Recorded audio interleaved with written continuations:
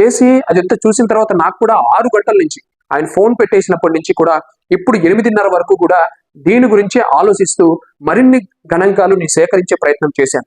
ఈ గణాంకాలన్నీ చూసిన తర్వాత నాకు మెంటల్ లేసిపోయిందండి.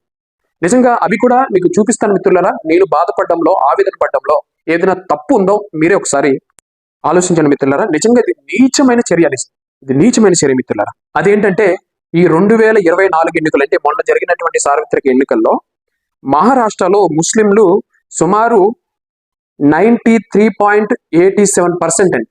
93% మహారాష్ట్రలో ఓట్లు వేశారండి ముస్లింలు. అదే రాష్ట్రంలో హిందువులు ఎంతమంది వేశారో తెలుసండి? 42% అండి. 42% మాత్రమే ఓటు వేశారండి. అంటే సగం కూడా వేయలేదండి. ముస్లింలు వేసిన ఓట్లలో సగం మంది కూడా ఈ యొక్క ఓటు వేయడానికి వెళ్ళలేదండి హిందువులు. అదే రాజస్థాన్లో ఈ ముస్లింలు 94% మంది ఓట్లు వేశారండి. రాజస్థాన్ రాష్ట్రంలో 94% మంది. కానీ హిందువులు కనీసం 40% కాదండి, 39% మాత్రమే ఓట్లు వేశారండి. మిగతా వాళ్ళందరూ గాడిదలు కాస్తున్నారండి విధవలు. చూడండి, ఇంకొక దారుణమైన విషయం ఏంటంటే పశ్చిమ బెంగాల్లో ఎంత దారుణం, ఎలాగైనా కూడా ఈసారి మాదే కావాలి, మేమే గెలవాలి అని చెప్పి వీళ్ళు ఏం చేశారంటే 95% అండి, 95% మంది పశ్చిమ బెంగాల్లో ముస్లింలు ఓటు హక్కు వినియోగించుకున్నారు. అదే రాష్ట్రంలో హిందువులు ఏం చేశారో తెలుసండి? నిజంగా నాకు మెంటల్ వేస్తుందండి. అదే రాష్ట్రంలో 37%ఏనండి. ఎంత 100 మంది ఉంటే కనీసం 30 మంది కూడా ఓట్లు వేయడానికి వెళ్ళలేదండి విధవలు. ఇందుకు కదండి దేశం నాశనం అయిపోయింది. ఇంకా దారుణం ఏంటంటే యూపీలో మనకు అన్యాయం జరిగింది. ఉత్తరప్రదేశ్లో యోగి ఆదిత్యనాథ్ గారికి దెబ్బ తగిలింది, సీట్లు తక్కువ వచ్చినాయి, ఓట్లు తక్కువ వచ్చినాయి, గుడ్లు బాదుకుంటున్నారు కదా. అసలు రహస్యం ఏంటో తెలుసా సోదరులా మీకు? యూపీలో 92% మంది ముస్లింలు తమ ఓటు హక్కు వినియోగించుకుంటే ఉదయాన్నే 6 గంటలకు లెగిసి ఓటు వెయ్యాలి, మా హక్కులు మేము సాధించుకోవాలి, మాకు సపోర్ట్ చేసే వాళ్ళని గెలిపించుకోవాలని చెప్పి వీళ్ళు వెళ్ళి 92% మంది ఓటు హక్కు వినియోగించుకుంటే హిందువులు ఏం చేశారో తెలుసా మిత్రులారా? 38% మంది మాత్రమే ఓట్లు వేశారు మిత్రులారా. హిందువులు 38% మాత్రమే ఓట్లు వేశారు యూపీలో. మరి అన్యాయం జరగదండి? ఓడిపోరండిగా. దేశానికి, ధర్మానికి ఏదో మంచి చేయాలనుకొని రాజకీయాల్లోకి వచ్చి ఉద్ధరించాలని చెప్పి పార్టీలు పెట్టి మన కోసం అంతా కొంత రిస్క్ చేస్తున్న వాళ్ళకి ఇది అన్యాయం కాదండి? ఇది దారుణం కాదండి? ఇంత దారుణంగా తయారవుతారు. ఇంకా అన్ని రాష్ట్రాల పరిస్థితి నిజంగా మన చూపుతో మనం కొట్టుకోవాలండి వీళ్ళ కోసం కష్టపడుతుంటే. చూడండి మిత్రులారా, ఇంకొక దారుణమైన విషయం ఏంటంటే దీని ఫలితంగా లోక్సభలో సుమారు 98 మంది ముస్లింలు ఎంపీలుగా ఎన్నికయ్యారండి. 2024 ఎన్నికల్లో 98 మంది ముస్లిం ఎంపీలు ఎన్నికయ్యారు.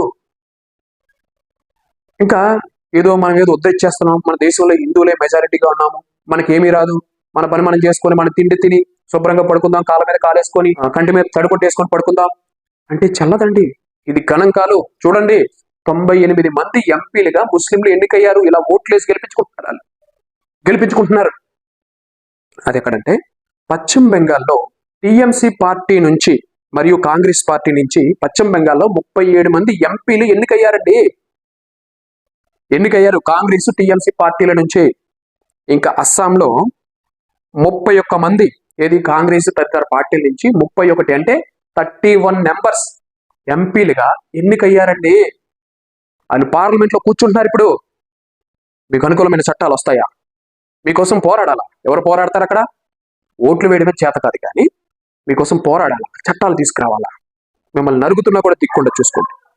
ఇక తమిళనాడులో 6 ముస్లిం ఎంపీలు ఎన్నికయ్యారండి.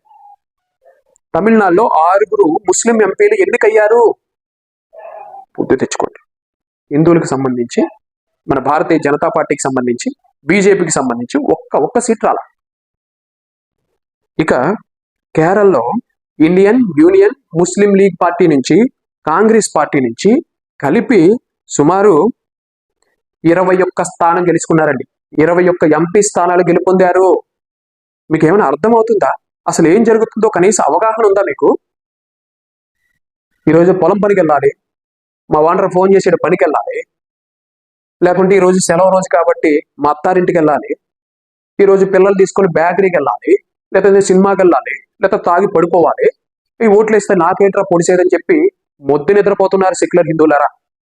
కొంచెం బుద్ధి పెట్టుకోవాలి. మన భారతీయులను చెప్పుకోవడానికి కనీసం మనకి మిగిలి ఉన్నది ఓటు హక్కు. ఓటు హక్కు అనేది మన బాధ్యత. ప్రపంచంలోనే అత్యంత ప్రజాస్వామ్య దేశాల్లో భారతదేశం అగ్రస్థానంలో ఉంది. ఎక్కువ మంది ఓటు హక్కును వినియోగించుకుంటున్నారు అని గర్వంగా పోతున్నాం, మనం గొప్పలకు పోతున్నాం. కానీ మీరు చేసేదేంటి? మీ వల్ల దేశం సర్వనాశనం అయిపోతుంది. ఓటు హక్కు ఉండి కూడా ఉపయోగించుకునే వాళ్ళు బుద్ధి తెచ్చుకోవాలి. కిందసారి ఆంధ్రప్రదేశ్లో, ఈసారి ఎక్కడో అమెరికా నుంచి, ఆస్ట్రేలియా నుంచి, ఎక్కడెక్కడో దుబాయ్ నుంచి బతుకు తెరువు కోసం వెళ్ళిన వాళ్ళకి ఎన్ని ఆర్థిక ఇబ్బందులు ఉన్నా, అక్కడ ఎన్ని ఖర్చులు పెట్టుకుంటున్నా 5 లక్షలు, 2 లక్షలు, 3 లక్షల రూపాయలు ఖర్చు పెట్టుకొని వారం 20 రోజులు కష్టపడి ఎంత దూర ప్రయాణం చేసి అక్కడ ఉద్యోగాన్ని, వ్యాపారాన్ని రిస్క్ చేసి ఇక్కడికి వచ్చి ఓట్లు వేశారండి. 2.5 లక్షల నుంచి 5 లక్షల మంది ఎన్ఐఆర్ఐలు ఓట్లు వేశారని ఒక రిపోర్ట్ ఉంది. వాళ్ళకంటే దారుణం అంటే ఇక్కడే పుట్టి, ఇక్కడే ఉండి, పక్కనే ఉన్నటువంటి ఇంటి పక్కనే ఉన్నటువంటి బూత్కి వెళ్ళి ఓటు వేయడానికి మీకు బలుపా? ఎంత దారుణం ఏంటండి, ఎంత దారుణం ఏంటి? దీని ద్వారా జరిగింది ఏంటో తెలుసా? 98 మంది ముస్లింలు ఎంపీలుగా ఎన్నికయ్యారు మీ చేతకంతనం వల్ల. ఇంకొక దారుణమైన విషయం ఏంటంటే, కేవలం కాంగ్రెస్ పార్టీ అండి, కాంగ్రెస్ పార్టీకి 72% మంది ముస్లింలు ఓటు వేశారండి. గొంప గుత్తుకు గుద్దేశారండి కాంగ్రెస్ పార్టీకి. ఎందుకంటే అలా వేస్తారు? ఒక రిలీజియన్ బేసిక్ మీద ఒక పార్టీకి అంత దారుణంగా ఓట్లు ఎలా వేస్తారండి? ఎందుకు వేస్తారండి? దీన్ని మేము ఓట్ జిహాద్ అంటాం. తమ ఓటుని పర్ఫెక్ట్ గా వినియోగించుకొని తమకి ఏదైనా ఇబ్బంది కలుగుతున్నటువంటి అభ్యర్థిని ఓడించడమే ఓట్ జిహాద్. హిందువులకి అనుకూలమైనటువంటి వ్యక్తుల్ని ఓడించడమే ఓట్ జిహాద్. ఇది మీకు తెలియదు. దేశంలో జరుగుతున్నటువంటి అన్యాయాలు తెలియదు. మన భారతదేశంలో అధికారికంగా 18% మంది ఉన్నారు ముస్లింలు అంటారు. అంటే 2011 లెక్కల ప్రకారం తీసి ఏదో 18% మంది ముస్లింలు ఉండొచ్చు, వాళ్ళు ఇంకా మైనారిటీలు అని అంటున్నారు.